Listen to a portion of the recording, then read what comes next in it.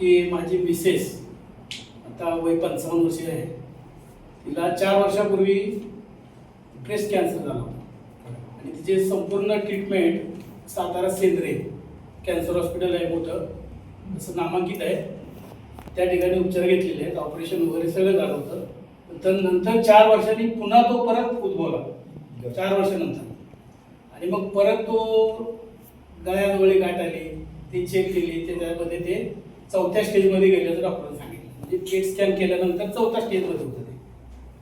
तर त्याच्यामध्ये मला ही माहिती मिळाली की आमचे बालाजी हॉटेलचे मालक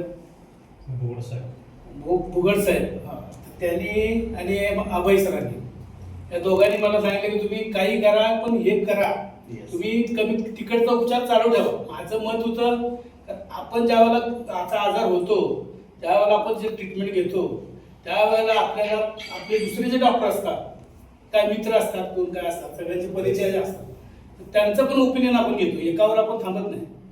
त्या ओपिनियनमध्ये ते असं सांगतात की तुम्ही आयुर्वेदिककडे जाऊच नका, तुम्ही आयुर्वेदिकच करा.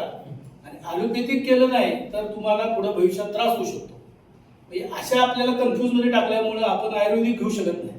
पण मी जी ट्रीटमेंट घेतली सातारमध्ये, ती ट्रीटमेंट त्या डॉक्टरांना पण मी सांगितलं नाही की मी हे आयुर्वेद चालू केलेलं आहे म्हणून.